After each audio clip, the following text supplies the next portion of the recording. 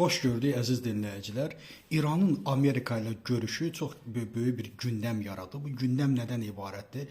Bilirsiniz ki, məhz Türkiyə yaxın şərqdə İran Amerika arasındakı sözçülük eləməyə və müəyyən mənada tərəfləri barışdırmağa çalışır. Həqiqətən də səyləri kifayət qədər tədbirə layiqdir. Amma bu günləri deməli İran Türkiyədə görüşməkdən imtina edib, sonra İordaniya dedilər. Bu günlərdə bəlli oldu ki, ümumiyyətlə İran Omanda bir keçiriləcək bir görüşü istəyir və bu görüşdə heç bir tərəf, nə ərəb tərəfdən də heç kəsin iştirak etməməsini istəyir və mətbuata da açıq olmasını istəyir.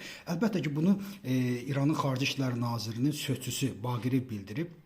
Əlbəttə bu ondan irəli gəlir ki, İran bilirsiniz öz o cahil kütləsinə bildirmək üçün yəqin ki, Türkiyə kifayət qədər istər-istəməz yaxın şərqdə ən demokratik ölkədir. Orada müəyyən sızıntılar ortaya çıxacaq.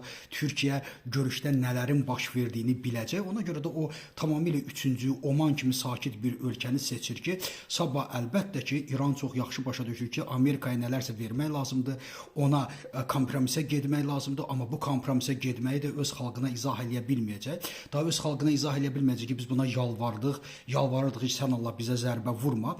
Öz cahil kütləsinə də, öz dindar o firqəçi kütləsinə də bildirməlidir ki, bax belə biz dedik çəkil, Amerika çəkildi, qorxdu, nəhayət öz ordusuna apardı. Bax bütün bunları demək üçün əslində qalsa neytral bir bölgə istəyir və əslində qalsa jurnalistlərin iştirak etmədiyi, tərəflərdən də heç bir tərəfin iştirak etmədiyi yalnız İran və Amerika arasında keçirilən bir görüş istəyir.